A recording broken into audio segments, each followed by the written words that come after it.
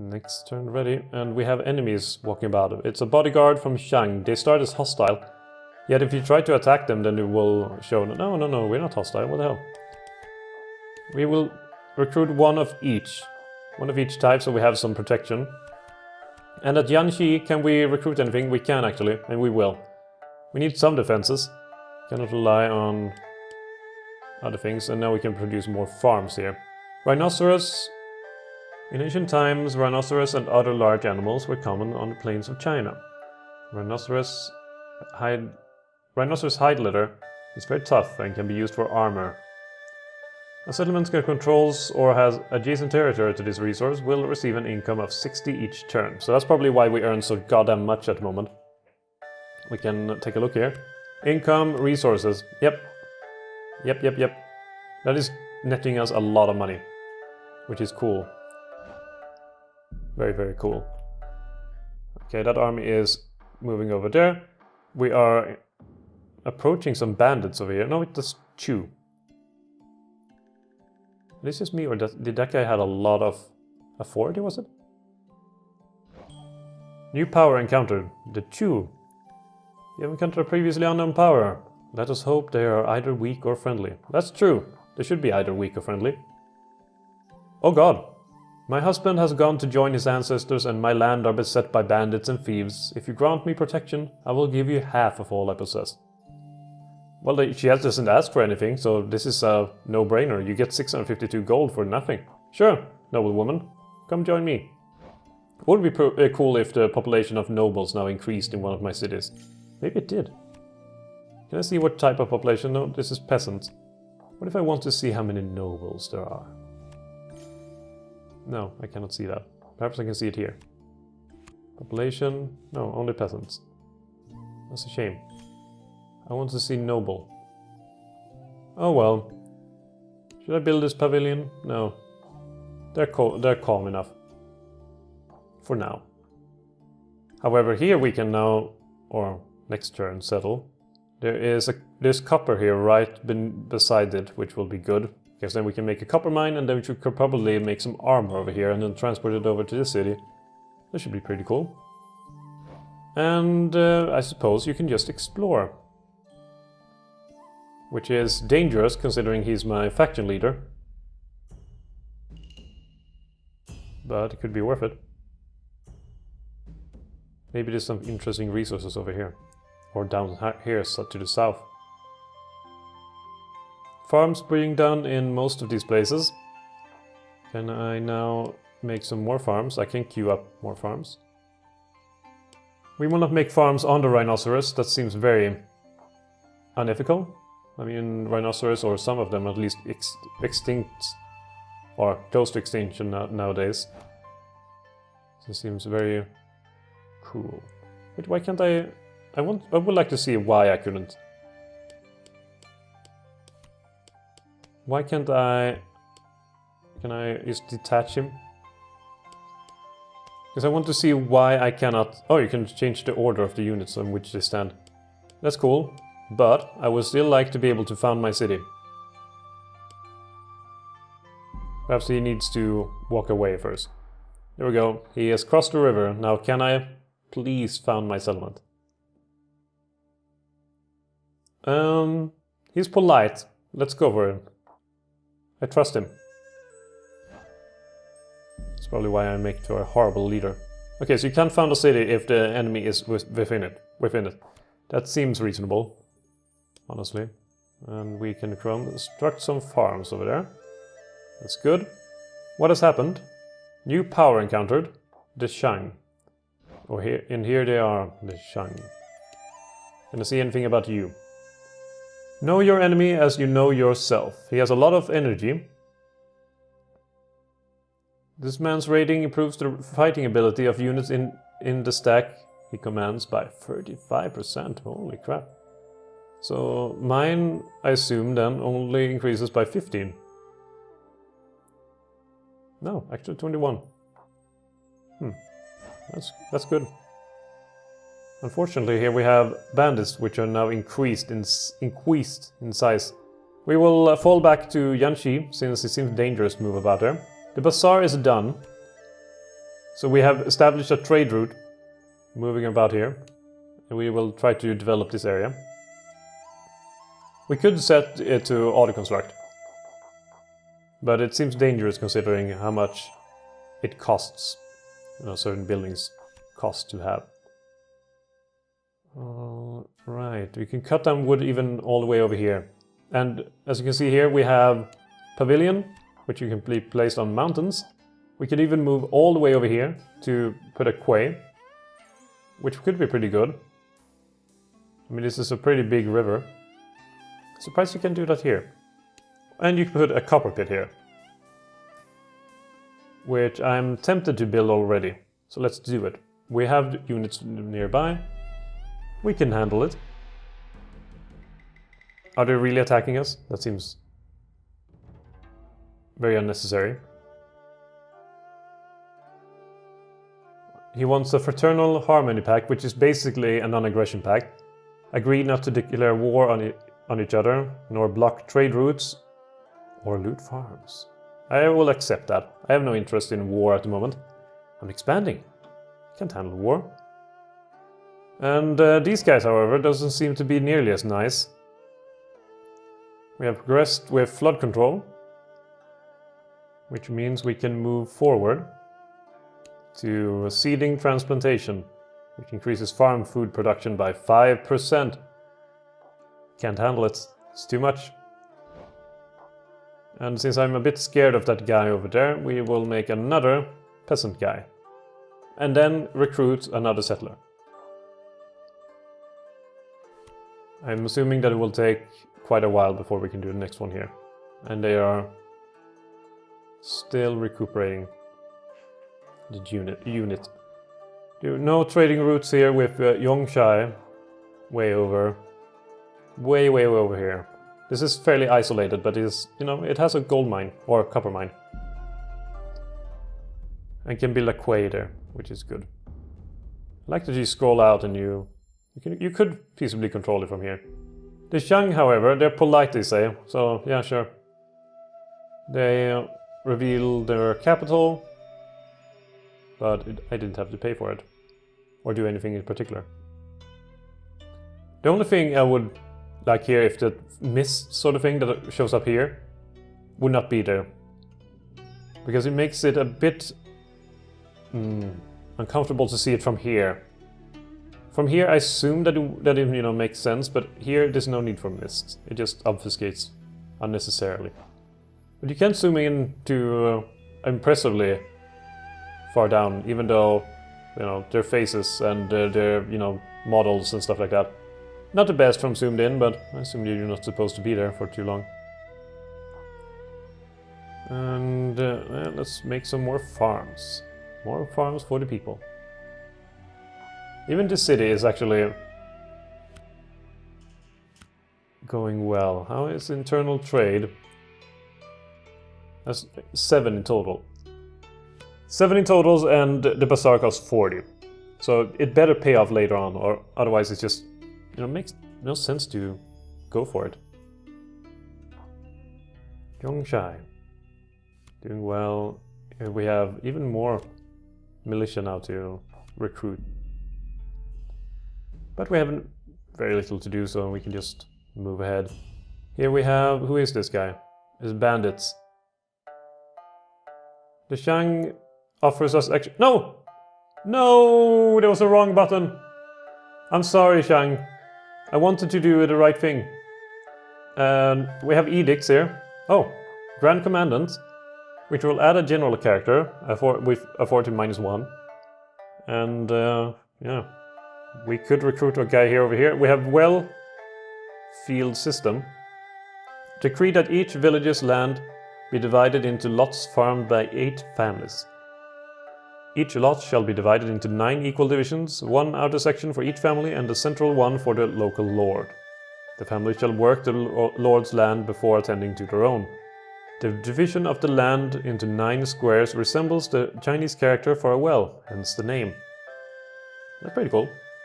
Temporary effects, plus 10% for 10 turns. Permanent effects, peasant unrest plus 10%, noble unrest 10%. Grain tax free per person. This edict may not be cancelled, so it's kind of a permanent thing. But since we have pretty low peasant unrest and higher noble unrest, we can issue it. This edict may not be cancelled. Sure, let's go for it. I'm sorry, peasants. And we got an achievement even. Lawgiver. So now the peasant, you know, they're a bit more balanced now, the peasant unrest. But most of it will die down after 10 turns, and some of it will remain. Which is a shame. And the damn guys have actually... Can I select these? Kill off the damn bandits which are harassing our city. Wooden palisade done over here, and we have crafts and jade working being done. Which means we could go for ceramic roof tiles, reduces siege damage from fire, and also lowers the damage caused from earthquake, or by earthquake. Since these earthquakes seem scary, I will go for it. I can't imagine better reasoning than that. How is the... Oh, is it already done, the mine? Or did it just not upgrade as a... Oh no, it is being worked on. 13 turns away, holy shit. Oh well, let's go for it. Oh, we have a battle, so now we can see how the battle goes. Actually, the battle was not between us. It was between the Shang and the bandits. And the Shang helped us. Thank you. Character, you always have at least one and usually more named characters to control, one of which is your faction leader. They have 2 rating that may vary over the course of the game, and they will also age and eventually die. Characters can be used to lead armies or quell unrest in cities. They can also be used to exploit the various opportunities offered by the orange encounter markers. You can enlist more characters by issuing edicts. Thank you! That seemed, perfect to have right now. We actually have sickness here in Yanxi. Army efficiency reduced by 39%. A wave of sickness has swept through his army, killing many and leaving many others unfit to fight. Which is, not very fitting. Let's go back into the town and hopefully you won't spread the disease. Yin and Yang is done, which also means that we have unlocked over here Hot Cold Fury, which we'll go for. Hot Cold Fury, 10% of casualties suffered in a victorious battle are healed. That sounds pretty good. And Disease Outbreak. This is stuff we should have had before. Ancestor Worship, we can go for. It seems suitably old Chinese or ancient China. Land improvements.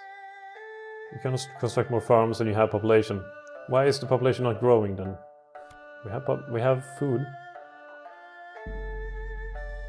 Or is it that mine is causing issues in that regard? It's hogging up all the working force. That would make sense. Lands pillaged. Where? 2 hectares of your farmland has been pillaged and destroyed by hostile armies. You should raise armies and drive off rebels and bandits, and you may also attack other players' armies if they are in your territory. Alternatively, try to make fraternal harmony, blah blah blah. Okay. So where is... Oh god. Who are you? There's a lot of bandits over here. We should raise up more troops and drive them out. They're causing issues for my people. And they're actually lowering population. That's not good. Not good at all. Okay, let's try to make some more farms, rebuild them. It's just a shame that bandits will come around and ruin everything for everyone. Fortunately, they are continuing to burn everything in their wake. So now we have 3 farms being burnt. Fortunately, now we have a lot of soldiers ready to drive them off. We won't do anything in particular to change anything. What is their... How can I see how they're facing right now? I can't really, can I? No. No. Okay, never mind then. And this one is just doing what it's usually doing and move along. And here we have a full battle between ourselves. So we can see here that our Who are these? Noble axemen are fighting the enemy's militia light spearmen. And over here we have a clash between our militia light spearmen and the enemy militia light spearmen. Well, the battle is moving about as good as you might expect, and they're breaking! And here they're fighting as well, and now they're breaking. Quite a few guys died before they ran away. So that's good. We can move faster, and victory has been won. It's time to think about recruiting another settler. I know, I'm doing it. Actually have a settler over here, which I will send off to somewhere. So, did she say where? You might even consider settling across the river. Yeah, the river is interesting. The river is interesting. Here we have fertile plain. Okay, so we will move this army over there to handle it. The thing is that this army could easily then jump in and take this. So I will have to recruit a militia unit that will prepare ourselves. And here we, need to farm these areas again. Repair what the bandits have destroyed. And try to make everyone happy. Here we have the capital of the Chu. Danyang and Nanyang. And we can move further ahead. Oh no! Battle of Early 2. Did they attack us? The bastards. Bandits are back. Well, they're losing. Quite heavily, I assume. Yeah, especially now with the militia axemen fighting in the back. And they're running away! Die, you bastards! Okay, the battle is over. You never trust these guys. And here we have some more bandits. Goddamn, they never let up, do they? What happened to my recruitment of armies? Okay, let's recruit this noble axeman. And these guys will move further up ahead. We can see the battle as well. I forgot to show the previous one. A clear victory. They lost 32 men while we lost 11. We lost 11 men from the 6 from the militia light spearmen, 3 from the noble axemen, and 1 each from the other militia light spearmen. But they leveled up, which is pretty nice. Though I can't really see where I can get a decent information on their level and stuff like that. How do I get information on you specifically? Doesn't matter. Doesn't matter too much. We have lands pillaged down here, which we should probably drive off. And seeding transplantation is done. Making irrigation. I mean, irrigated farms, that sounds better than regular farms, so let's get on that. And I want to see how that is doing. It is 4. It's almost done. It's close to being done. Meanwhile, we have some farms being done, or having been done in that city. How's it going with farms over here? We should probably reseed that part as well. I really need to look out more for these bandits, because they are a pain. Especially these guys. Another battle in the early They never give up, do they? Militia light spearmen. There's no need to actually watch it, just speed through it. That's probably...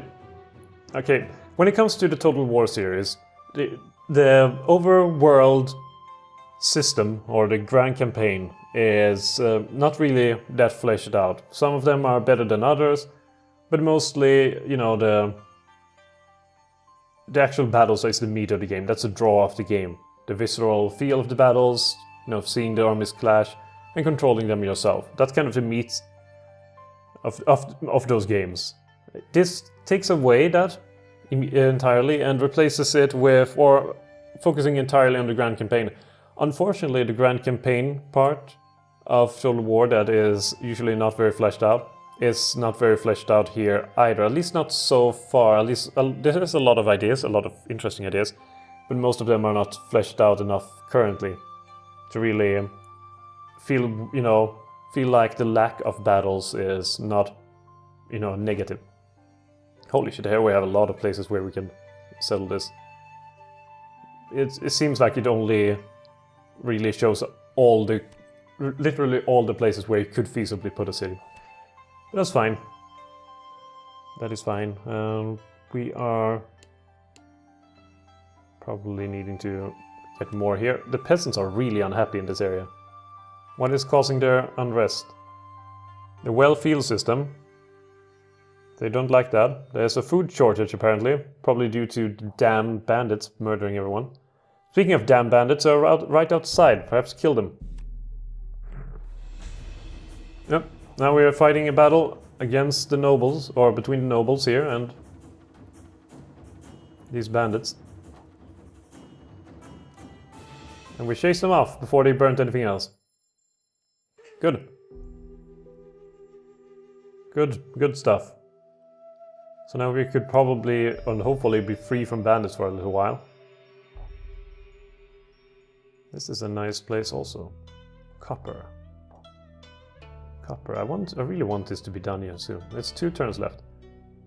2 turns and then it's done. I don't really know which turn I'm on right now. The enemy is moving about north. They're northbound, which means I should probably try to face them. Okay, can we place anything near the river itself? This is somewhat near the river, so this seems like a reasonable place to place the city. It's called Cheng, I guess. Cheng. And it allows us to build quays here and, you know, a few other places. So that's a pretty good place. I like it. It will be our river city. Could also end up being our most important city. Oh, there's a battle now. And as per usual, won't really watch it. There's very little need for it. Battles are not very flashy. And the whole cinematic sort of way it plays out, where you can watch the battles, it's not very exciting. It's pretty cool, like once or twice, depending on some kinds. Sometimes when, you know, some big battles shows up or some special unit shows up, then it could be useful to watch it then and maybe, you know, 2 or 3 more times. But other than that, just speed through. The guys with most of the units will end up the victor most of the time. Not always, but many of the times. Let's go for that. Wait, many of the times? Doesn't make sense. A lot of the times. There we go. I found a word. Oh, we have a silk weaver. Cool. Or we can make silk weaver when we have gotten that technology. And that, in turn, is cool.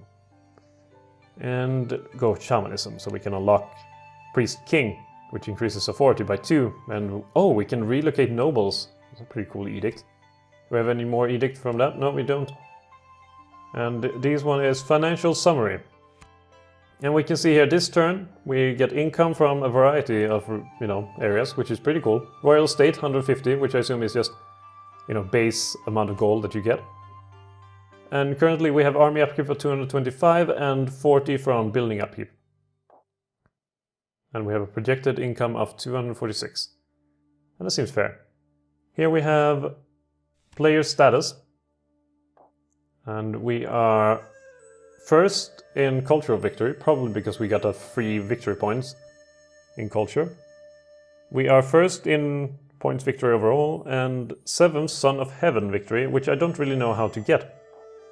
And you can, well, of course you can read here and see. Raw military might is an argument that can only be answered in kind. When none remain who can oppose your argument, then none can doubt your supremacy.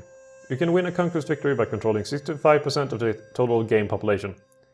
Population controlled by your vassals counts as under your control. Oh, you can create vassals. Cool. Son of Heaven. When you are widely recognized as a Son of Heaven and rightful Emperor, then none can doubt your legitimacy of your rule. You win a Son of Heaven victory when 75% of the game population recognize you as Emperor. Your own population, that of your vassals, and that of the players who recognize you as emperor count towards this total. Meanwhile, cultural victory. While conquerors can shape the world for a time, ideas and culture have a more lasting influence if you can establish your faction as the cultural driving force of the area. Then history will consider it the most important of its time. To win a cultural victory, you must amass 50 cultural victory points and have 50% more points than the second highest player. Your cultural victory points are the sum of your cultural rating and all cultural victory points from buildings that you have constructed or captured. Palaces, temples, shrines, and other buildings provide cultural victory points. So that's pretty cool. And then you have a points victory as well, which factors in all of them, I assume. Alright, so I think this is a pretty good place to cut off for now. I hope you've enjoyed Oriental Empires, and I hope you've enjoyed this little playthrough of it. We'll continue in a little bit with some more of the Han, and meanwhile, if you are interested in Oriental Empires, you will find a link in the description below. It is available for, I think it is 27 euros and $27, though it could vary. I should have looked this up before. I think I paid 27 euros for it anyway. I hope to see you next time. See you later.